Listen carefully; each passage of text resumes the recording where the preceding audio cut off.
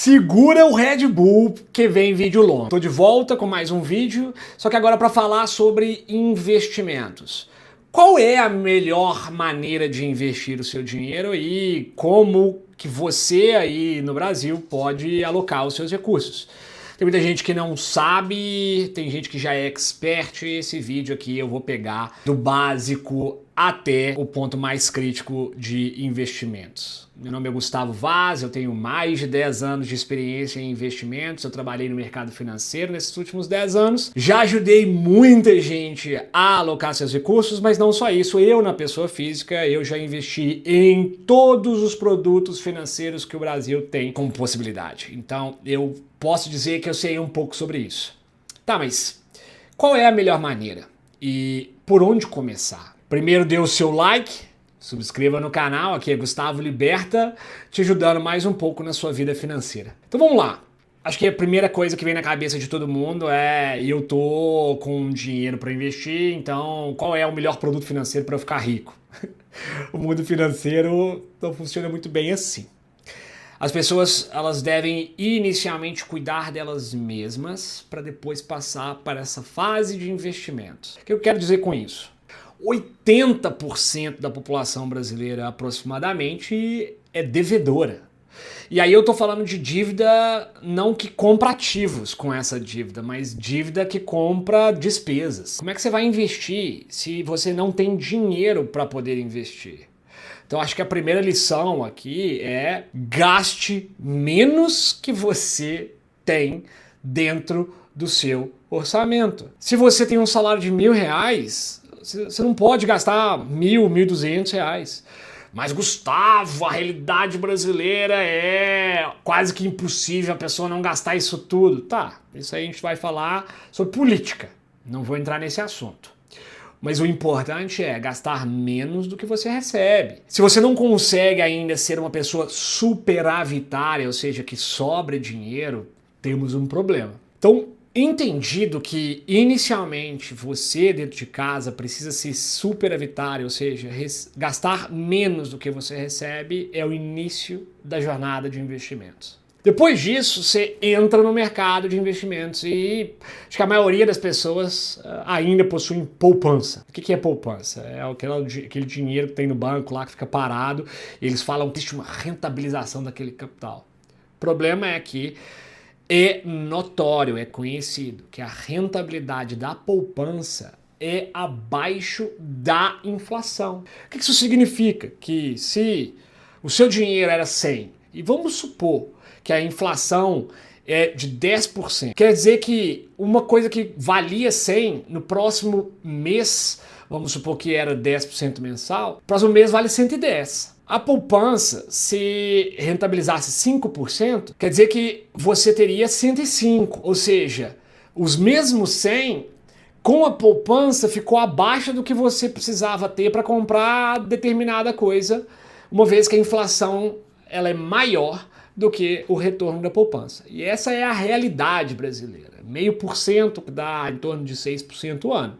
Lembrando que a taxa Selic hoje se encontra perto de 14%, 14,25%. Então, é importante entender que existem sim maneiras melhores de investir seu capital, aonde você não vai perder o poder de compra desse dinheiro, ou seja, ficar abaixo do valor da inflação. Sabendo disso, qual é a melhor maneira e qual é o melhor produto financeiro? A resposta mais genérica de todas do mercado de investimentos é que depende, que de certa maneira está correto. Quando você coloca os produtos de investimento, eles são formatados e classificados de acordo com os seus níveis de risco. E isso faz com que a gente, então, para saber como investir, precisa entender qual é o risco que a pessoa que vai investir está disposta a correr. Então, a melhor maneira de investir, ela depende de cada pessoa, porque cada pessoa tem um nível e aversão a risco diferentes. Eu, Gustavo, eu tenho um nível de risco, uma aceitação a risco muito alta. Uma vez que, inclusive, não só tenho conhecimento, como eu trabalhei principalmente com bolsa de valores. Só que tem pessoas que, não, eu sou ultra conservador, eu não quero ver oscilação. Tem pessoas perto de mim, familiares, que são assim. Eu imagino que vocês devam conhecer alguma pessoa que também tenha a mesma aversão a risco. Você começa entendendo você mesmo, o quão avesso a risco você é. Eu sou muito ou eu sou pouco? Depois, agora eu vou para o produto financeiro. Não. Depois você vai para os objetivos que você tem de curto, de médio e longo prazo. Por quê? Porque são os objetivos, junto com o seu nível de aversão a risco, que vai determinar qual é o produto financeiro que se adequa a você. E aí, dessa maneira, você começa a montar o seu portfólio. Ok, então vamos colocar aqui em uma visão teórica, hipotética. Eu sou uma pessoa avessa ao risco, que tem o objetivo de comprar um carro. Você precisa do capital agora? Provavelmente não. Você vai comprar o carro depois. Então, se você é avesso a risco e quer comprar um carro no futuro, o que você vai fazer provavelmente é buscar algum tipo de investimento de renda fixa. Algum investimento relativamente seguro, que não oscila igual a bolsa de valores, que você tem uma certa garantia por trás e que existe um retorno pré-determinado, que você sabe exatamente o quanto você vai receber no final, por um prazo já pré-determinado também. Repara que tem a ver com o seu objetivo. Não, eu tenho agora um tipo de perfil um pouco mais arrojado. Eu aceito um pouco mais de risco. Só que o que eu quero é um fluxo de caixa. Eu quero que caia dinheiro na minha conta todos os meses. Ótimo, então eu vou para renda fixa. Não, você não vai para renda fixa, porque o objetivo da renda fixa não é esse. Ah, mas qual é o investimento que tem esse tipo de perfil no sentido de saciar o objetivo de fluxo de caixa? Ah, eu sei que ações pagam dividendos, então é ações. Errado. Ações são empresas e empresas não possuem o objetivo de pagar fluxo de caixa mensal. Mas existe sim um tipo de investimento que faz exatamente isso, que o objetivo dele é pagar mensalmente. Por quê? Porque é aluguel. Não sei se você vive de aluguel ou se você é dono, proprietário de um imóvel, mas você sabe que você tem que pagar o seu imóvel, o seu aluguel, todos os meses. Então ele recebe mensalmente. O aluguel não é uma maneira de rentabilizar o seu ativo, a sua propriedade mensalmente? O mercado de investimentos possui exatamente o mesmo produto financeiro chamado de fundos imobiliários. Então, para cada necessidade e tipo de risco, existe um produto financeiro adequado para saciar aquela necessidade. Então, voltando à pergunta inicial, qual é a melhor maneira de investir? Eu vou te explicar que a metodologia para seguir é exatamente essa. Primeiro, identifique qual é o seu nível de risco. Depois, identifique qual é o seu objetivo. Depois desses dois, aí vamos ter que entender quais os produtos financeiros existentes dentro do mercado que se adequam a cada tipo de necessidade. Então vamos começar pelo maior risco que existe dentro do mercado de investimentos. Putz, o Gustavo já vai falar já de derivativos, mercado de bolsa, que loucura, não quero saber de derivativos. Não, não, não. Derivativos não é o mercado mais arrojado, não é o mercado mais arriscado. A coisa mais arriscada dentro do mercado de investimentos chama-se risco de liquidez. É um risco sutil, silencioso, escuro, que ninguém presta atenção, mas quando ele vem, não adianta chorar, espernear, xingar o seu assessor, não tem o que fazer. Você vai sofrer a penalidade. O risco de liquidez é a necessidade de ter o dinheiro naquele momento e você não ter aquele dinheiro naquele momento. Então você vai ter que recorrer a algum tipo de reserva. Se você é uma pessoa endividada, você vai se endividar mais. Se você é uma pessoa que tem patrimônios, você vai recorrer aos seus produtos financeiros, liquidando eles, vendendo, resgatando esse capital. Só que, por exemplo, se eu coloquei uma renda fixa de 7 anos, provavelmente ela não tem liquidez. Então eu tenho que recorrer ao mercado secundário, aquele que negocia entre as pessoas para vender esse título. Tá, mas se você precisa do dinheiro agora, você vai ser penalizado por isso, porque você não se preparou. Então, acontece o deságio do seu título. Você pode receber menos do que você colocou. Você pode perder dinheiro. Mesma coisa com o mercado de ações. Vamos supor que você precisa do dinheiro agora e você só tem ações. Mas o mercado está em baixa. As ações que você tinha, vamos supor que você tinha 50 mil reais em ações.